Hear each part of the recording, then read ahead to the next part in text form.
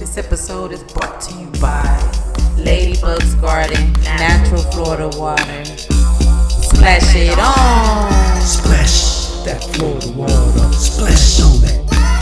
Splash that Florida water. Splash on that. Splash that Florida water. Splash on that. Splash that Florida water. Splash on that. Ladybug's Garden got that Florida water, that natural way to cleanse the aura. When I step outside and I feel the horror, gotta splash on that. Go ahead, put some on, stop feeling great. Bad vibrations disintegrate, shining bright, just like you oughta. Gotta splash on that.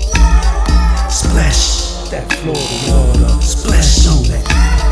Splash that Florida water. Splash on that. Splash that Florida water. Splash on that. Splash that Florida water. Splash on that.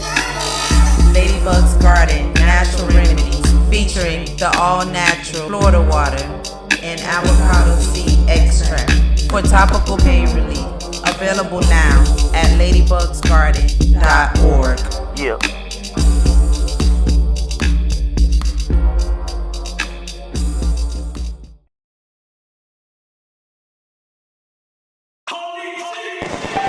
Holy Gorilla.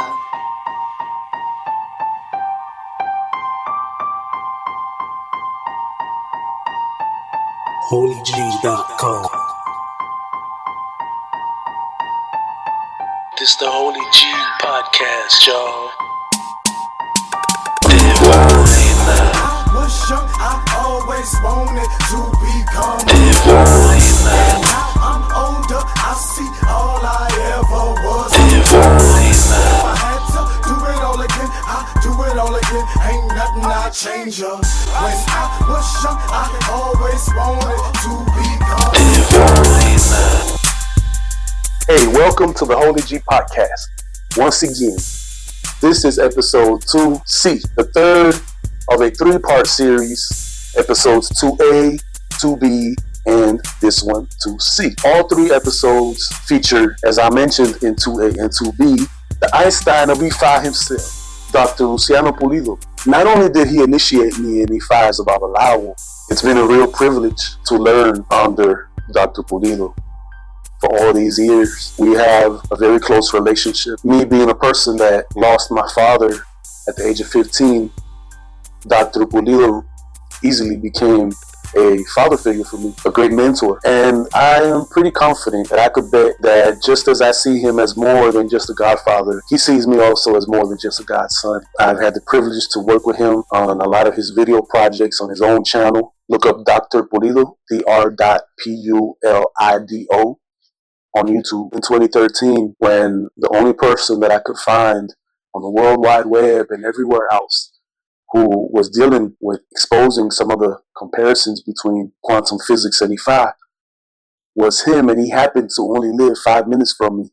So I had to check him out. In 2013, that same year, he ended up giving me my hand of Orumila, and our relationship grew from there. In 2022, he even married me and my beautiful Apete B, the one and only Mrs. Ladybug Sierra. And even to this day, when I have initiations to do, he's right there next to me, guiding me through it. And I'm so thankful for his presence in my life. So it was a no-brainer to definitely have this series dedicated to him and to help to spread the information and the knowledge about his book, The Black Hole Syndrome of Human Consciousness. His work is extremely important, as should be self-evident by this series. So in this episode, we're going to pull back from the book and get a little more personal and get into his personal background just to get to know him a little better, get to know the author behind the book.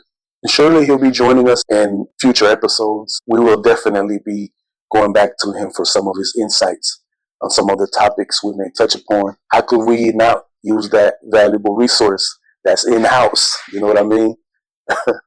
But without further ado, let's get into it and find out a little bit more about this great man, this author of this wonderful book with essential information, the man who I personally love to call the Einstein of Ifa, the one and only Dr. Luciano Pulido. Shine your light, Padrino. Ashe. Dr. Pulido was born in Cuba in 1952. He graduated as a bachelor in education, and also he had a bachelor in behavioral disorders. He worked as an educator for 15 years in the special and regular education system. He migrated over to the USA in 2001, and in a few years, he started his career in the health sciences.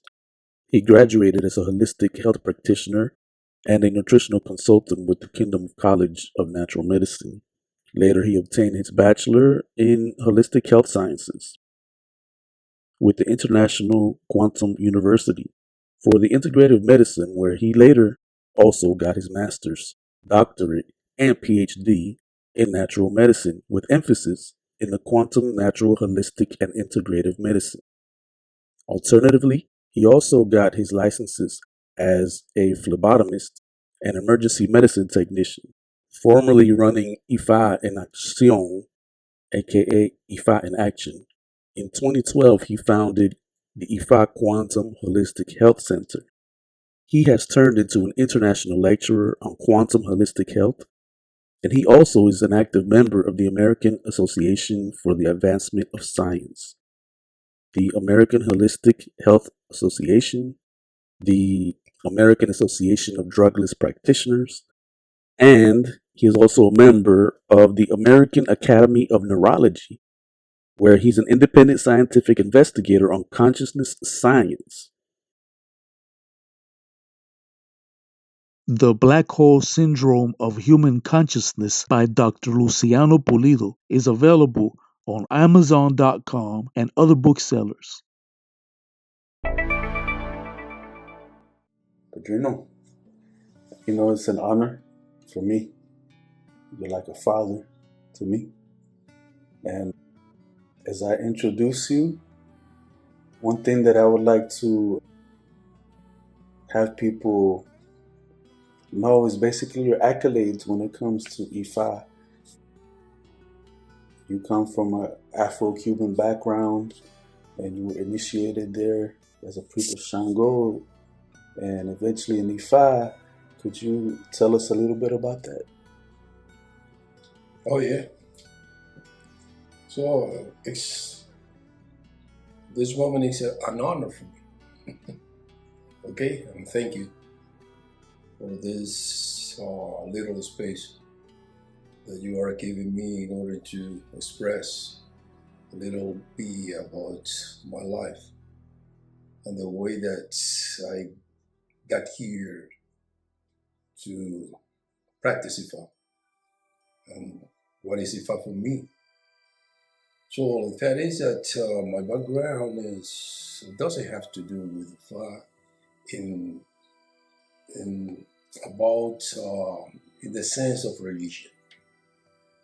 So I never believe in this kind of practice. For me, this kind of practice was part of the devil. And you grew up specifically under what doctrine?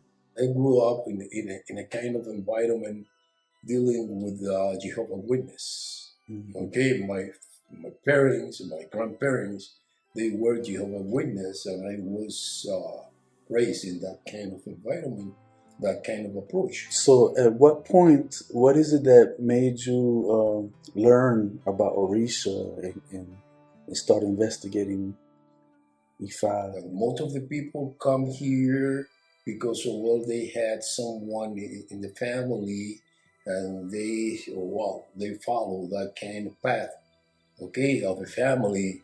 It was not that conventional form, all right. So it was because there were some kind of events in my life that changed the way of solving the problems that I had to face during that time. So I was invited, to visit someone that had some kind of vision, spiritual vision, that could tell me certain, let's say, advices, all right? They are called mediums, all right? So, and what happened that in the moment that I faced that kind of approach, I was not a person of faith in that form, you know. So I was very skeptic about Right. Yeah. Naturally. about what I could have from there, you know. Yeah. But the fact is that at the end, that moment, okay, took me to another moment, another instance in my life, okay, and perhaps I went a little deeper into the knowledge of this. And finally, I remember that I met what it was my padrino, so godfather, you know, the one that gave me the Orula's hand. Mm-hmm. And his wife, who was the one that initiated me in the ocean. I was, for me, very interested that in the moment that I received Orula's hand, okay, I was told a lot of things that it was no, let's say, a kind of divination, but it was an interpretation of something that Ifa was telling me and the why was happening to me. So it was very impressive for me to hear those things, that I was the only one that knew about that. Right. You know? Yes. So yes. I said, well, how these people that don't know me, they came to know these things, you know? It was very curious for me. Yeah. And from that moment on, well, I started to be interested in going a little deeper and deeper. Right. Through evidences. To looking for evidence. Right. Looking for the why. Right. Okay? So, I've been always a kind of person that I'm not comfortable to doing something that I don't know the why. Mm-hmm. So I'm not a person that a fanatic person that is able to follow some kind of way of thinking just because I liked it. Whatever I do, I need to know why I have to do it. So about what year is it that you received your hand of Orula? It was in 1988. 1988 in Cuba. In Cuba, yeah. Right. So you get your hand of Orula. And then I was initiated in ocean in 1994.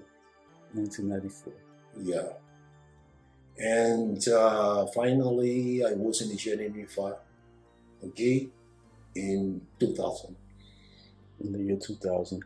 And so what lineage of Ifa is it that you branch out of? The lineage that dealt with Miguel Padrón. Odika. Odika, yeah, because so it was that group where my, let's say, my grandfather, the one, my godfather, and the one that is initiated me in Ifa, okay, he grew up in that kind of lineage where it was a group where Miguel Félix Padrón, José Antonio Erice, Bernardo Roja, all of them, they belonged to the same group that were getting together in order to do any kind of activity, any kind of practice of Ifa. Let's say the initiation of someone in Ifa or whatever, you know. Right. That was their clique. Yeah. It's funny, you know, because I was initiated in Ifa, not because in that moment I wanted to be initiated in Ifa. For example, when I was initiated in what we call the Osha, all right, I was told that my ire was at the feet of Ifa. I have to make another step, okay? Right. Higher than the one that I had taken, you know. But the fact is that, well, I was not interested in doing that. I was not in a rush, let's say. Not that I was not interested. I was not in the rush. Right. Because everything was going good for me, going on. Everything was going good. I had everything that I was looking for in that moment. Right. But there was a very important interest for me. That was to leave the country. And I, in that moment, I thought that perhaps I saw something, okay, as an opportunity. Okay, it's like I was thinking, perhaps I was not right, but I had the faith that if I was going to initiate it, and if I was able or would be able to tell me if I was going to leave the country or not, if I had the opportunity, all right, to leave the country or not. So by that time, most of the people that were being initiated in Einstein of Ifa or receiving the ruler's hand was because they had a very specific interest. Most of them were to take a plane to leave the country in that moment. And I had everything almost prepared for that. Okay, but I was interrupted because in order to leave the country in that moment, I had everything prepared to go to Nicaragua as a tourist. But what happened? That as a professional of education, I had to wait for the signature, okay, of authorization from the minister. And what happened? That it could delay, okay, it could last perhaps in order to receive the signatures 6 months. And in 1 month or two, okay, the visa was going to expire. And so what happened that, well, perhaps I can rush things if I am going to be initiated in Ifa. And that's why I did it. So I was not looking for any other thing, but it was for me a way out. Right. The circumstances in your life made it that it would be better for you to get that done with. Exactly. So Ifa as a religion never was my way of thinking. Right. There was the thing that perhaps encouraged me to take those steps that I took. So you end up coming eventually to the United States. And at what point is it that you actually start taking Ifa more seriously? Oh, well, the fact is that in the moment that I was initiated, okay, there was another event that maybe changed my life. 2000, December 25th. Right. Okay. I was supposed to leave the EP.2c of Ifa, so the place where I was being initiated. I was supposed to leave it the last day of the year, and perhaps I would be in that moment the last one to leave the EP.2c. So it means to be the minor, okay, in Ifa. Right. So to have the less seniority. Less seniority. What happened that the minor in Ifa was the one that had the right to take out the letter of a year. Right. The most recently initiated Babalao gets to take out the Odu for the year. That's it. That's it. The most recently initiated. What happened that I went to the letter or to the place where the letter of the year was to be taken out, and I went to there directly from the Bodu. So you came out of the initiation room, the Ibodu, straight to casting the Odu for the year, for the new year. Yeah, I was very excited because of that, because well, in that moment, because certain kind of circumstances, I didn't want to go to do that, but internally, I was very curious about that. And it was for me a privilege, it's an honor, a pleasure, because it was not only the year, the letter of a year, but also the letter of a century.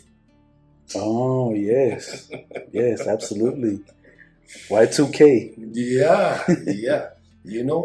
So it was an honor for me. Part of the board, part of the board that was preparing everything for the letter of the year and what we call la casona in that moment were in my father. They were taking part of my father. So I had to go. I was almost forced to go because it was compulsory, Yeah. So they were asking me, okay, you are the one that have the right to take out the letter. So you're up. Yeah, so you have to cast it. Right. All right. So at the end, I did it. So from that moment on, I think that internally, my life changed. My way of thinking. Although I didn't have any kind of knowledge, a better knowledge in order to understand Ifa, I didn't understand what Ifa was at that moment. But I felt rather important. Right, it validated you. Yes, of course. Yes. So that's why from that time on, I started taking some kind of different attitude in front of Ifa and the way of seeing Ifa. As long as I kept studying Ifa, trying to look for a little more knowledge about Ifa, to be disciplined, studying Ifa, learning how to do at the bowl and the different practices that I was supposed to know as a Babalao in order to help some other persons. I was seeing that there were a kind of relationship between the things that I was doing in Ifa, I was learning in Ifa, and the thing that I used to do when I was a person with a different faith or different, let's say, a spiritual path. Religion. You saw connection. Yeah. So, but there was, for me, it was very similar. There was a similitude between these two practices. And I saw that whatever a Babalao was doing, it was not because a religious practice, It was because there was something dealing with a kind of approach that was higher in that moment, with a kind of higher purpose for the people. And there was no a difference for me, between the practice in one or other path or religious path that I had taken. Because for me, I saw in that practice that I was advising the new person or the new people that I met, but at the same time, I was helping them to understand the right path of the right behavior, the right way of thinking, and there was any kind of difference. I never saw that kind of difference dealing with principles. Right. That is the most important thing. Absolutely. Yes. You know, because if I was demanding from me a lot of not only faith but a kind of behavior that had to match those principles, and those principles that I was finding in Ifa were the same principles that I had found in the other kind of religious path that I had taken. Right. So at the end, I saw that everything was the same thing. And that's why I was very interested in going deeper in Ifa, and I got it. You know? Absolutely. From that moment on. When you were here in Miami and as a Babalao, eventually you were part of the group that started doing the letter of the year here in Miami. Can you tell us how that came about? Yes, when I arrived here, I was looking for Manolo Erice. He was my tutor here in the United States. All right, because Manolo Erice had taught my godfather. Okay, so my godfather belonged to a group that were studying with Manolo Erice. So I heard about Manolo Erice when I was being initiated in the FAR. As soon as I arrived here, I started looking for him. And I found him. When I found him, I talked to him. Everything that happened to me during the time of initiation, and that I had been part of a letter of the year in Cuba. I had the privilege of taking out or casting the letter of the year, and I brought all the papers that were given to me in Cuba about the letter, you know. And Manolo in that moment expressed me, okay, his interest in initiating the letter of the year here in Miami. At that time, it wasn't being done. No. So that's why you say, okay, so tell me what I can do for you dealing with this, and you will have my support every time, whatever you think I could do. And in that moment was when we talked to Manolo's brother, the older brother, Panchito Erice, all right? And later, Manolo and Panchito and some other Babalaos that were the first that founded the letter of the year, or the board of the letter of the year here in Miami. Well, we started that kind of project, and finally in 2001, so we had. So you started in 2001? 2001.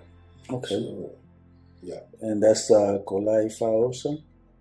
That he founded? He founded it with that name? Yeah. Well, yes. Yes. Because, there was what we call a kind of cast. They wanted to look for, you casted for the proper name? No, I wasn't the one that casted. Right, but the group casted? The group, yes, okay, and the group found the letter, that's all the sign of Ifa for that kind of project that we were having. And from that time on, until now, 24 years. Yeah. Well, Luo, as always, is a privilege, and I'm glad that we have been able to share this information. And, we're family. We'll do more. I do want to inform the viewers and the listeners about where they can acquire your book, and maybe get in touch with you, or how you are available or your information is available to them?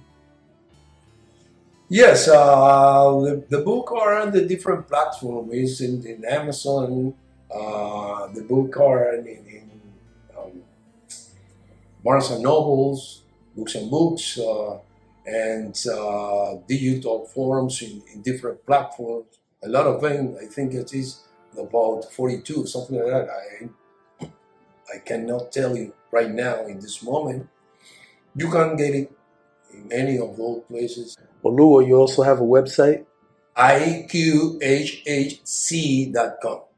It's the same as Ifa Quantum Holistic Health Center. The Black Hole Syndrome of Human Consciousness by Dr. Luciano Pulido is available on Amazon.com and other booksellers. Thank you for joining us. We invite you to our next episode. For more information, check out holyg.com. This the Holy G podcast, y'all. Divine. I was young, I always wanted to become. Now I'm older, I see all I ever was. If I had to do it all again, I do it all again. Ain't nothing I change up. When I was young, I always wanted to become.